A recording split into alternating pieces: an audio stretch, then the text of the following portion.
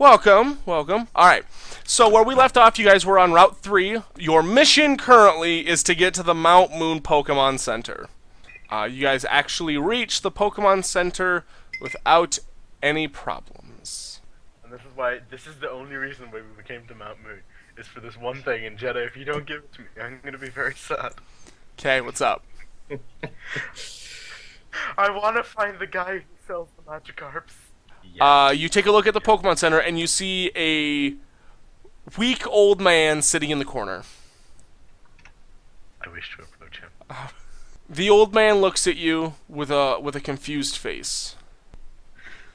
So I heard you got the stuff. Well, I guess I have an extra one for you. It'll cost you about 10,000 Poké-Dollars. Hey, it's only 200. Jedi, I hate you. 10? 10 Poké-Dollars? Okay, I'll give you 10 Poké-Dollars. Hey, old man, I have a mint. Do you want this mint for a Magikarp? 13. Plus force? For 17. Ooh. Well, maybe I was wrong on the price. 10 was the number I remember. Oh god, that's so sad. 10 Poké-Dollars for the Magikarp. So he takes out the Pokeball, he opens it up, and a Magikarp is flopping on the ground. Does it look... judging by looks, it looks fine. I mean, it's flopping there like a normal Magikarp. It doesn't look like it's... Is it shiny? Is it a golden Magikarp? I don't know. Is it, Zay? He sighed, so that gives me... Is it? It's shiny. Am I about to buy a shiny Magikarp for 10 Poké-Dollars? It's golden, Zay. It's golden. You look down at it, and in the right light, it has a golden hue. In the right light? I like shove the 10 Poké-Dollars and give him like... You just you punch the money in his face, shove him over. You're like, here, take my money. I give him 20 Poké-Dollars just to keep him happy. Oh, this is double what I wanted. I'm actually really tempted to just relinquish my companion to him. This is how bad I feel for this random old man. Look what you've done, Zay. Look at what you... No, actually I am. It's I see what's happening over the corner. I come over, and I just say, okay, well, you can have my Buneri, or however you pronounce it. You do realize you technically do not own the Baneri.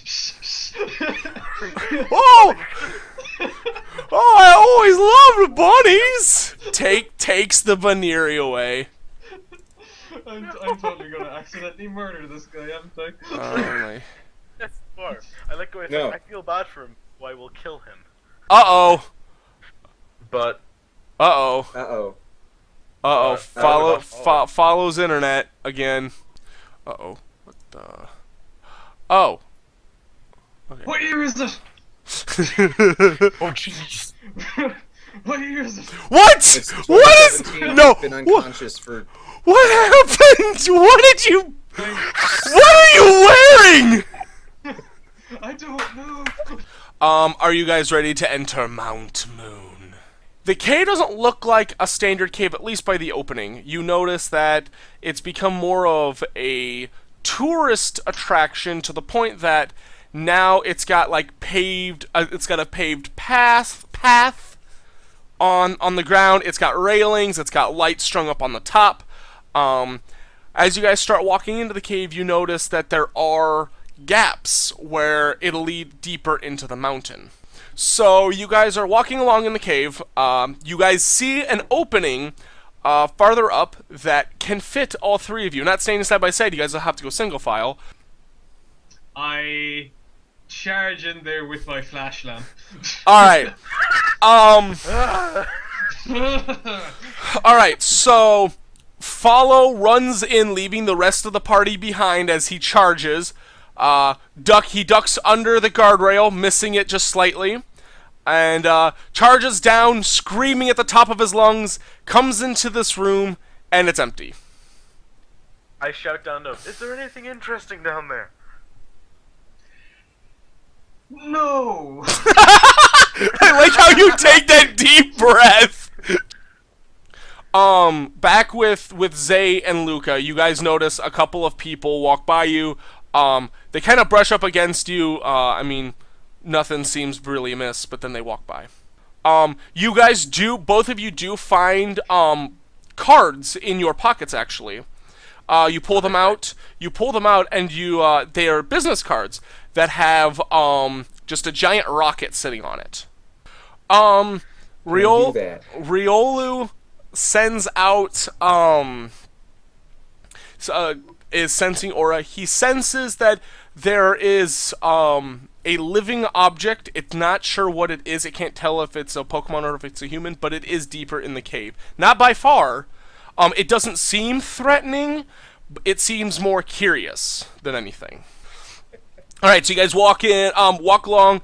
You notice that the cave walk opens up into a very large room. It's very dark, except for the flashlight that Follow is weaving around, trying to look at things. So as Riolu starts pointing in a bunch of different directions, all of a sudden you hear a snap in front of you, and then there's smoke all over. When the crack happens, obviously the flashlight only picks up until the smoke screen. Riolu once again is pointing over here and pointing over there and pointing over here. Then all of a sudden, the smoke is immediately dissipated, and you guys see 4 Zubats in front of you. Prepare for battle, Pickles! We're gonna get us a Zubat!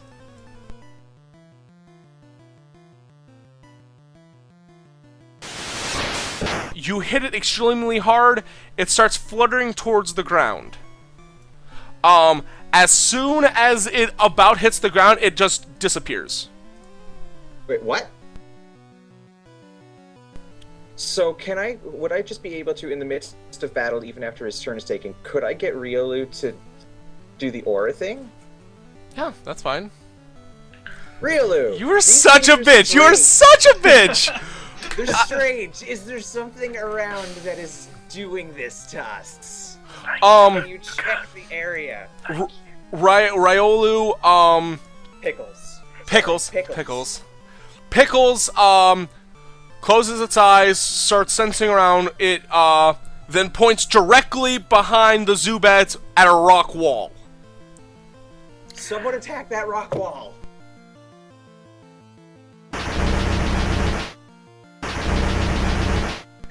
Can I pretend to still be confused and punch Follow in the face? I'm pretty sure you don't need confusion for that. I relinquished an entire Pokemon for you, Zay. Admittedly, that old man is probably dead now. But still. The entire you put Pokemon is on fire. We're not going back to that Pokemon Center. This is the Baneri standing outside it like, yes. You've unleashed an evil in the world. Oh, God. Alright, It's actually Lucifer. from the wall, you hear a muffled cry. It sounds like somebody yelling, "Leave me alone." Well, he's just begging not to be left alone. Can I shout back? Yeah. Okay. Hold on. We don't want to hurt you. He then shouts back, "I doubt that very much. Are you with him?" Yes! Him? Yes! The only him we would be with would be Brock. Are you talking about Brock? No. Are you with that maniacal evil man? No. It's just us. Follow! I love how you're just ready! All of a sudden, coming from behind the Zubats, you see a slight little white ball crack in front of you. A bunch of smoke appears again. The smoke dies away. The smoke dies away, and you see a man, roughly six. He's roughly 6'1", 6'2". And he's got a lot of, it looks like a lot of shadow all over him. For some reason, I'm not sure why, but Follow starts at the feet and starts moving slowly up this person. This person is wearing... Yeah, so dramatic. This person, you notice, seems to be wearing some type of, like, costume or something. It's, you're not entirely sure. But you go from the bottom, you notice there's a lot of, like, dark, like, purples and blues. And as you get slowly up, you see he's also wearing a cape. You get to the very, very top, up to his face level, and you see that he is wearing a mask that looks like a Zubat face. And you then can notice that the cape looks like Zubat wings. Oh my god, did we just encounter Zubat Man? He looks at you and he goes, "Hello, my name is Zubat Man, and I'm looking for the elusive Magic Man. I thought he was around these parts. I've been hunting him. He's my nemesis, and I can't find him anywhere." By any chance, does Magic Man use Magikarp? No, he doesn't use he doesn't seem to be using Pokemon. He's just himself, and he's after me. I'm not sure what I did to him, but I have to protect the people of Kanto from this Magic Man. Well, he's a very short man. He's quite pale. He's very scary to look at, and he's got crazy hair. Alright, so you guys have emerged. You guys thank Zubatman for his for helping you. Sure. I ask him, has he got a mini Zubat signal that I can contact him with? Actually, Oh, that would be awesome. Actually, he does give you a small medallion, and he says, "If you ever need me, if you're ever in trouble, just push this button. I'll be there in just a couple of minutes." I take it. I'm in control of the thing. That's probably Please the don't best. summon him constantly and willy-nilly.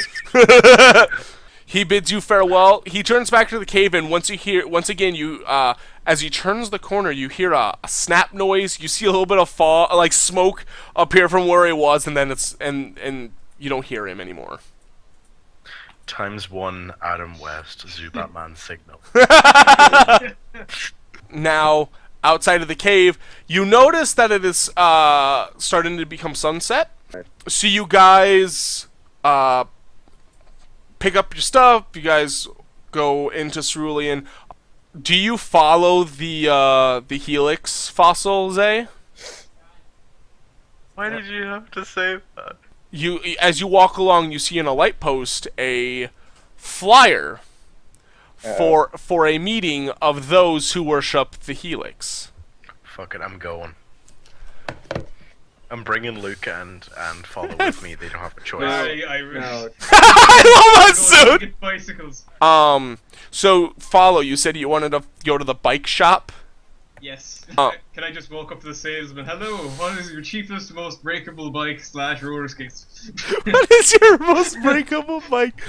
He's like, well, it just so happens that I got one in today, and he puts his arm around your shoulder, leads you over to the side to the trash. You see a bike in half, and he goes, "That's our most broken bike."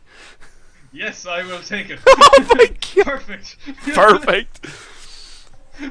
Why? So what? Two wheels is it? Like two halves of a bike. I'll have it. This is mine. I add it to my inventory. Okay. You now have 2 times pieces of bike. I could basically. I'm going to attach these 2 pieces of bike to Luke by force. Okay, so I want to go to the gym. You walk in, and it looks deserted. Can I just go, "Hello? Anyone here?" Yeah, you call out, you then hear a door close behind you, and you see a female in a swimsuit walk over to you. This is gonna be Hi. so bad. Hello there, milady. The name is Oh Zathura. god.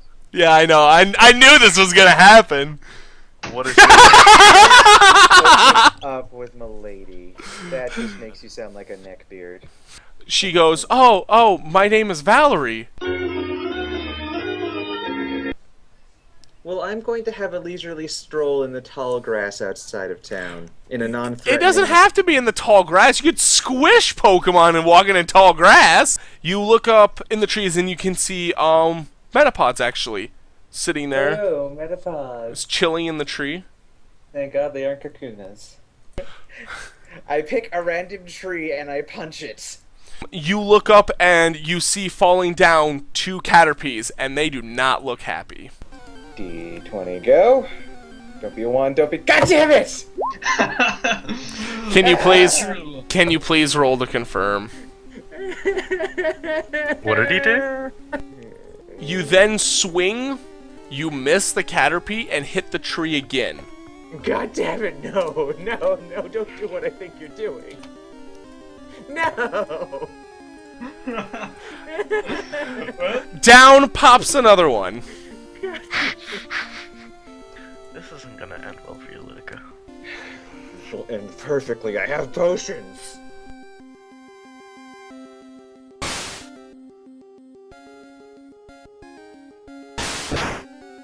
Oh, Pickles. These Caterpie are frightening. What do you say we just apologize and leave them alone? I don't know if that'll work. AKA, let's book it.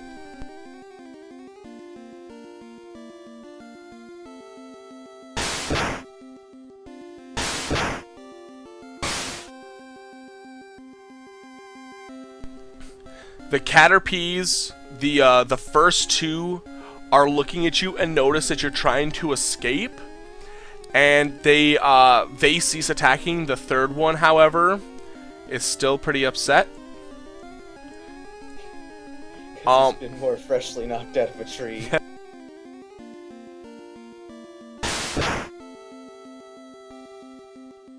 So the third Caterpie is about to charge when in front of you a white blur shows up, and you see a butterfly Pokemon in front of you. It then Sir or madam, I cannot say how sorry I am for punching this tree and knocking what I assume are your children out of it, but I have been trying to leave. I haven't actually hurt them afterwards. The Butterfree talks with the Caterpie somehow in whatever language they speak. The Butterfree turns around, it flaps its wings twice, and then everything goes black. Oh god, I just got sleep powdered. You then, you are then shaken awake. You then, blink a couple of times and you look in front of you and you see, a slim woman. She is wearing, she seems, I literally just sent a message to follow saying, I swear if that's Misty, I'm gonna be pissed. The woman looks at you and she goes, well, you know, thankfully I found you laying here. It looks like you've been laying here for some time now. So she leads you into this building, and she walks down this, you know, leads you into this more open room, and she leads you into this open room, and you turn to your left, and you see Zay sitting with a young woman. Valerie then turns and she goes, "Oh, you're finally back here. This man was looking for you." Points to Zay. Watch out for him. She walks over to you and she puts out her hand. She goes, "Hi, my name's Misty. I'm the gym leader here." I return my hand and I shake it and I say, "It's a pleasure to meet you. Thank you very much for saving my friend from whatever occurred to him." And she goes, so Zay, what brings you over to my gym?"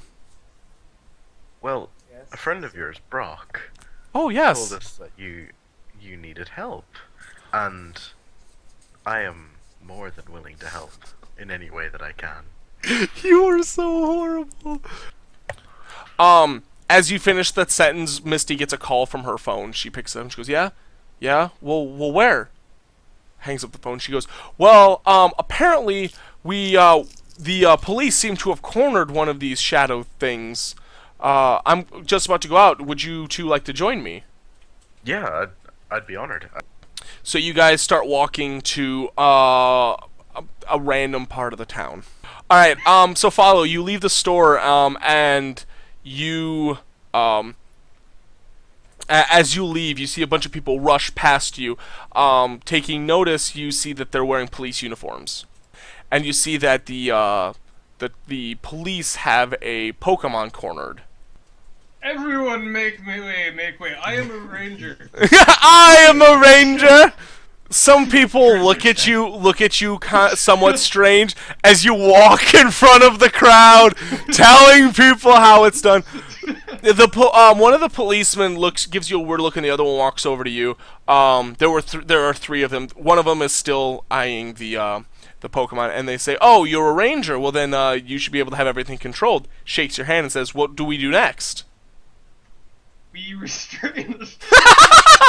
Then all of a sudden you see somebody walk right past you, not even caring, and then you see Luca and Zay come up behind this person. Misty kind of gets in the way between the police officer and this shadow Pokemon. She goes, "Stop! Nobody is gonna be doing anything right now." Hold on. So the fucking police officer listened to him? She says, "Well, as of right now, I'm taking control of this." And then she turns around. She's a gym leader. She turns back around and she goes, "You see this? You see this here? This means that in legal matters. in legal matters, gym leaders actually have a really high standing in Pokemon Society." She kneels down. You guys try to kind of, crane your head over. You're trying to look to see what it is. It's a small Pokemon. You can't exactly see what it is, but it does have fire on it. Try and Pokedex it? Is that really your first thought right now? The information is distorted. Oh. You can pick up little bits here and there of what it is. You can see, you can read out that it is, that the name of it is a Charmander. Pickles does, closes his eyes and senses, and then looks at you, and you get the sense, it's a very, very dark aura, but it can also, it's scared. Like, it senses evil, but it senses that this individual Pokemon may not be evil. Misty pulls out her phone, makes a call. "Can you show up?" "Yeah, she's like, "Just come to my beacon," and then she hangs up the phone. You guys wait a few minutes longer, probably around 10 minutes or so. Then you hear galloping. A tall white Pokemon with a red mane appears before you, and a man hops off from it. Pulling out I like how you're just like, "I don't care what's going on, let's go for the Pokédex." He walks over, talks with Misty. You guys notice he's wearing a white jacket, more like a coat. He's also very bald. He's so bald, in fact, that his head actually reflects the sunlight. So they discuss a little bit more. He goes down. He pulls out some type of weird machine that you guys don't recognize. Okay. Pulls out a machine and starts taking a couple of scans. You notice that the Charmander is starting to kind of calm down a little bit. It still looks scared, but it looks more comfortable than what it was before. He then stands up, looks at Misty, they chit-chat a little bit more, then walks over to you guys. He goes, "So, I heard you three were talking with Misty and came over here. She said that Brock said for you guys come over here, there was an emergency." He then turns and he goes, "Well, this shadow Pokemon isn't acting like the others. He seems to, it seemed like they were going by some mindless thing. Like when we had to fight them, they acted like they were all part of, I guess you would say, like a hive mind, and we weren't sure what was all going on. But this one seems to not be part of that hive mind. It seems to be like thinking on its own again, and it's very, very strange. It seems like the whatever is taking control of these Pokemon, it seems that it's leaving this one." He then says, "Well, right now it seems to be warming up to me." Get it? Warming up? Fire type? Joke. You beat me to there. He goes, "Well, since it's starting to warm up to me, I'm actually going to take it back to my lab, and we're going to see if there's any anomalies between this and a standard Pokemon." Okay. He then says, "But because you guys have already come this far, I have a mission for you. There is a machine that is able to nullify whatever this void type thing is. Yeah. But like I said, those are just rumors and all that stuff. But that is, it's sitting, the last time I heard, in some type of, I don't know if it's in a prototype or a final form, but it's sitting in the Saffron, in Saffron City. Exactly where, I'm not entirely sure, but I know that it's there. Okay. And with this, he grabs the Charmander. The Charmander kind of crawls up. He's like holding it like a child. He hops back on his horse and off he goes into the distance. I was just wondering. Okay, so now that he's gone, basically everything is kind of. Yeah, the cops are gone. Misty is still there though. Okay, can I approach her? Well, do you think before we go, you could give me a bit of a help? Oh, what would that help be? Well, seeing as how you're a water type gym leader and master of the typing, I was wondering if you could give me some advice and help with my team, seeing as how 2 out of the 3 of my team are water type. And she looks at you and she goes, well, of course, I would love to help a trainer learn more about his Pokemon type. And then she turns to the other 2 and she goes, you guys can stay the night.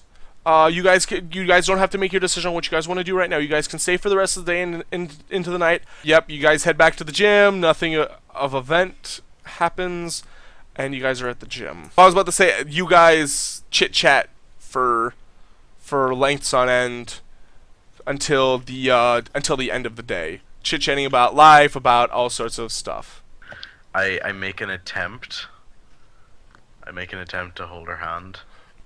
But she notices that you kind of reach for her hand, and she pauses.